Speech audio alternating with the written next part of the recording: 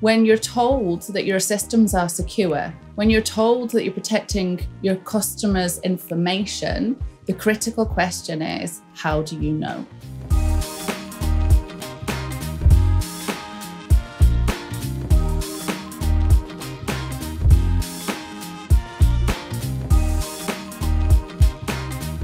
Hello, I'm Holly Mackay. And I'm Ishita Capra-Davis. Welcome to our extra show where we talk about today's insights for tomorrow's challenges. Yes, whether you're an aspiring startup, a savvy small business, or indeed an established enterprise, we're going to be talking about the big issues out there impacting small businesses today. So Ishita, tell me what's coming up for us today. This week, we're talking about adapting to tech compliance and cybersecurity in an uncertain world. Finding out what are the key risks that new and small businesses face in the tech world of today. Plus, 3 key steps to help you navigate digital regulation and risk. And to help us unpick all of this today, we're joined by Catherine Graham, Head of Security Services at the Royal Bank. Catherine, welcome to the show. Hi, thank you so much for having me. So Catherine, tell us a little bit about yourself. How did you come to specialise in security, and what have been some of the highlights in your career? I've spent most of my career working in financial services, and historically I was a project or programme manager. I built a reputation for myself as being able to manage the really complex change that other people really struggle to grapple with. But several years ago, I realised that actually, regardless of the industry that you work within, it's really important to understand what's happening from a technology perspective. So I made the brave leap into our security function, and for the last several years have been having a lot of fun helping to make the bank more secure, helping to support our customers, and ensuring that we're bringing the best technology advancements to bear. So, on to our first question for you, Catherine. Identifying risk can, take a lot of time, a lot of foresight to understand what sort of issues might impact small businesses. And not all entrepreneurs may have the time or be aware of the risks that will impact them in their technology departments, or they might not even have tech departments. Could you explain some of them to us? So when thinking about risk, it's really important to think quite expansively about all of the things that we need to control for as an organisation. And that starts with human risk. So whenever you're asking people to do something, there is an inherent risk that something will go wrong. We all make mistakes. There's systems risk. When we build increasingly complex bits of technology, again, things can go wrong. When you're asking a digital worker, a bot, to do something quite complex as part of an automation program, there's always the risk that something unintended will occur. And thinking really big picture, there are risks out there in the industry in which you operate within, or just socio-political risks that we all need to be aware of.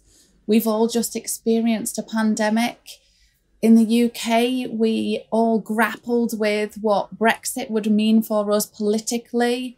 We're now seeing that there are some socio-political tensions in the Ukraine.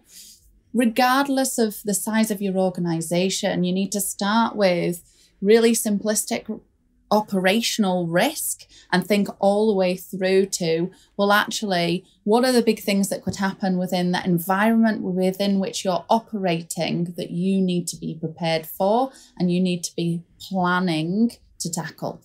I think the key thing is that regardless of whether you are a small and medium-sized enterprise, whether you're in the baking industry, whether you run a car wash, or whether you are working in a large financial services organisation, the critical thing is to be inquisitive about the security of your systems. I remember when I was back at university, I had a very insightful professor who would always ask a key question: how do you know? And I think when we think about security and understanding the risks that we face, it's critical that whether you're asking these questions of yourself or of your team, when you're told that your systems are secure, when you're told that you're protecting your customers' information, the critical question is, how do you know? And so picking up on that, Because I think as a small business owner, it's all too easy, isn't it, Ashita, to kind of think about return much more than risk. And I loved your intro, Catherine, when you said you get really excited by risk. I love having people like you around me. But it's proportionality, isn't it? And what are some of the risks that you think for most small business owners is a really good place to start thinking about all of this? So I think for many entrepreneurs and small business owners, the focus is around growth and innovation and evolving for the future. From a security perspective, it's really critical that you check that your systems are scalable. So for example, today you might have a small customer base, they're utilizing maybe some functions on a website that you've provided to them. But what would happen if your customer base were to grow exponentially overnight? We know it can happen. If you have a particularly successful marketing campaign or there's something else in the industry that means that you start to see more traffic than you've historically expected, are your systems able to cope? So again, it's about preparedness, it's about planning, it's about asking the what ifs for the future. And I think sort of, Catherine, on that as well, sort of for those businesses who are thinking about scaling, let's say globally, or kind of moving on to a bigger scale, how do they think about things like cyber attacks? Because, I mean, I read about it, even the White House gets hacked, right? So how, as a small business starting to look further afield, can you protect yourself? So I think the key is, if you can afford it, engage somebody to provide a security assessment. Get somebody in to do a bit of a health check around your systems, your applications, and critically the way that you're using them. If that's not going to be viable for you, then look at the information that's available out there.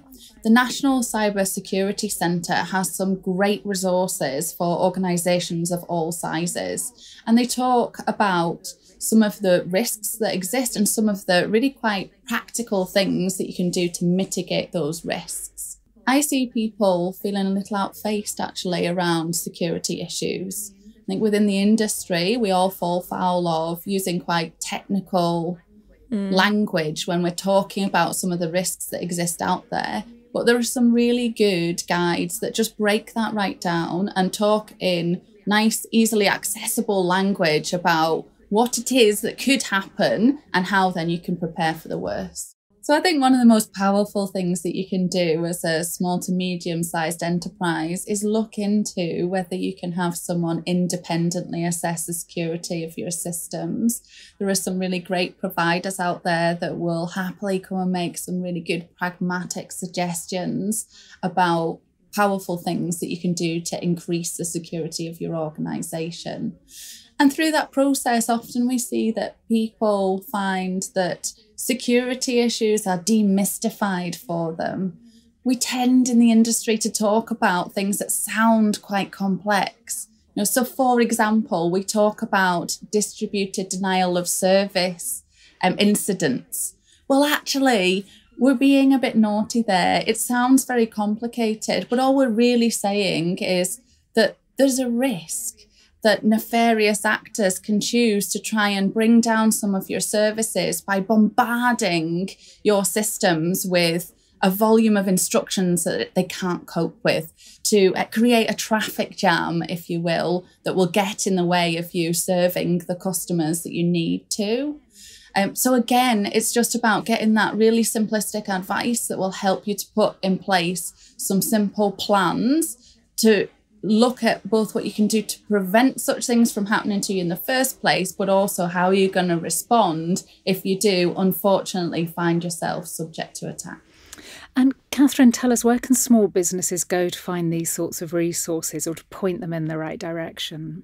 So the National Cyber Security Centre has got a huge amount of very accessible information on a number of security topics.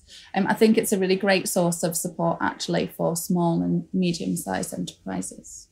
And are there sort of small things we can all do, Catherine? I mean, I remember once I worked ages ago in Australia for a great company, and the chief legal officer there was a fabulous lady. And she just said about email, for example, just treat it like a postcard, right? Don't assume it's confidential. Don't assume that no one can hack into it and read it. So I think even just small things like that, I mean, with your vast experience, what would you say to people are things they could take to their businesses today, tomorrow, and give their staff some tips on just some no-nos or things to watch out for? So whilst it sounds like quite a small thing, actually I think one of the most impactful things you can do is ensure that all of the colleagues working within your organisation are password savvy. Michael McIntyre has got a great skit about this. He talks about human behaviour and he reflects on the evolution that we've seen in terms of how complex systems are and the expectation that we place upon users, people in our organisations, around how complex their passwords are. And he makes some very good observations. We probably all started with a password that was our football team or our pet's name.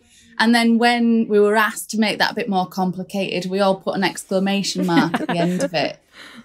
Well, critically, passwords of that nature are really easy to hack.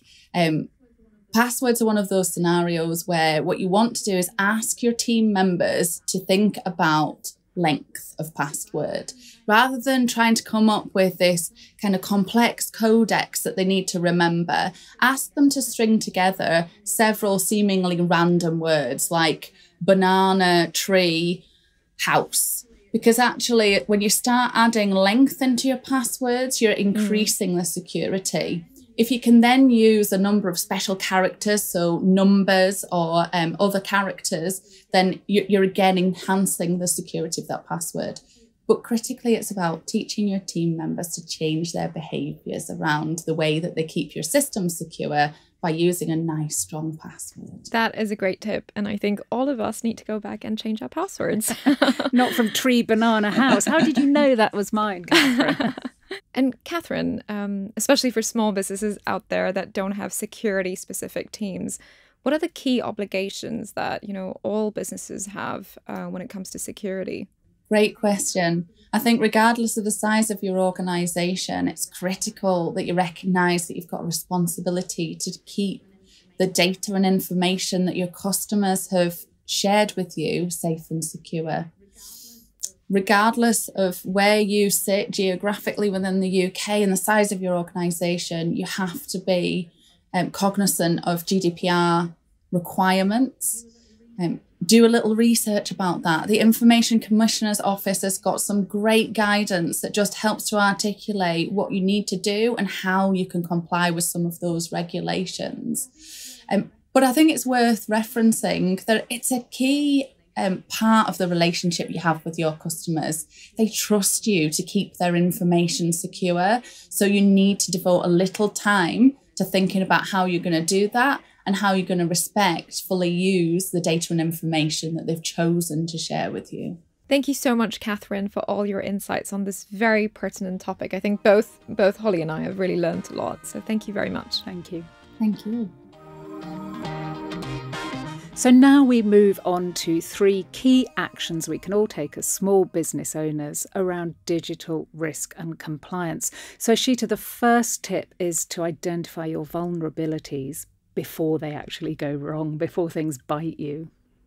Yeah, most startups and small businesses, they don't have the time or the resources to really even tackle the problems when they come. So it's better to be prepared, and you can do that by looking at the areas where your business could be vulnerable and, how you can solve and reduce these risks before they start to impact you in a bad way, because that's when everything goes wrong and you don't have time or you don't have the money even, to solve these problems. And also start small, because, we're always sort of overwhelmed about where to begin. So, like what Catherine said about ensuring that your passwords are secure, no pet names in there. And also things like, having the right antivirus software, ensuring that, you're secure from malicious attacks.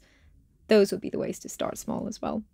And Ashita, your business operates in a very digital environment. Are there any key issues that you've had to tackle?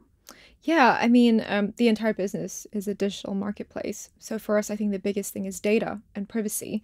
And I think that's something that's like a hot topic when we think about things like GDPR.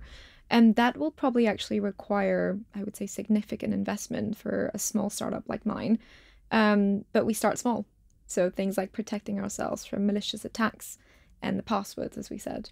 And our second step, be vigilant about your business.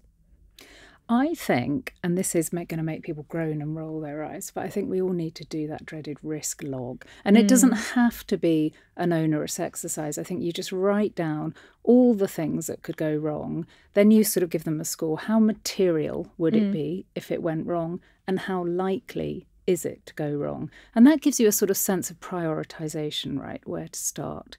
I also think for smaller businesses, there are 3 key things to be really aware of. One is just email security. That can lead to phishing attacks. It can lead to financial crime. So just get those passwords sorted out and be really sort of careful about email and how you treat spreadsheets, for example, of information.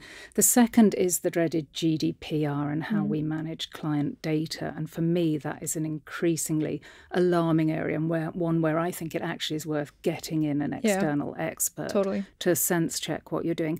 The third thing I think is really important is cookies as well, and that doesn't have to be overly complex. You can get software in that sort of helps tackle that issue. So for me, it's email security, GDPR and data, and cookies.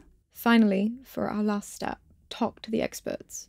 I think so, Ishita. I mean, it depends, doesn't it, how big your business is, how much customer data you handle. So it's a question of proportionality. But for us, I think, for example, we're at a stage now where these risks just became too big and you can actually get in external help. It doesn't have to be overly expensive. You can get someone in to come and do a data review from a GDPR perspective of your business. That will probably cost anywhere from about £5,000 to £10,000 as a one-off fee. You can also outsource the data protection officer, because I think when you get to a certain point, it's not really fair to ask people who work for you to take that on. Can they really do it well? Do they really know kind of what's going on out there? So I think for a cost of £2,000 to £3,000, for example, you can outsource that on an ongoing basis. I think the other area to look at is becoming cyber secure. And again, that's something where I think it's just so key and material, right? If you get that wrong, or there's a phishing attack, or there's some fraud, payments get taken out of your account, the actual cost of it going wrong, I think, warrants you getting in some external help. I completely agree. I mean, with my startup at By Rotation, every year we actually get a security expert in to do an annual review.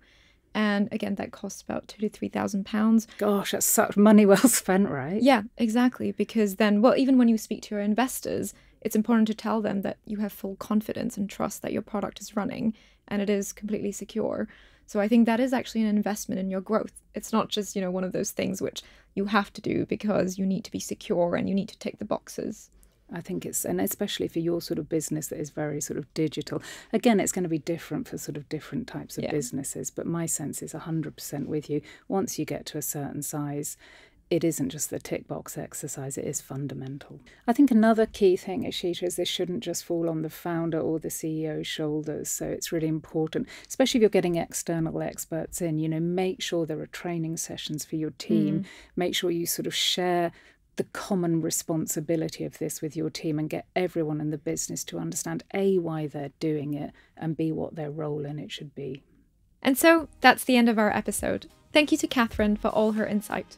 Yes, we're here to help equip you for your business journey. Really hope you found today's episode useful. And if you're looking for more information on this topic, you'll find even more invaluable resources on the Royal Bank website. Until next time.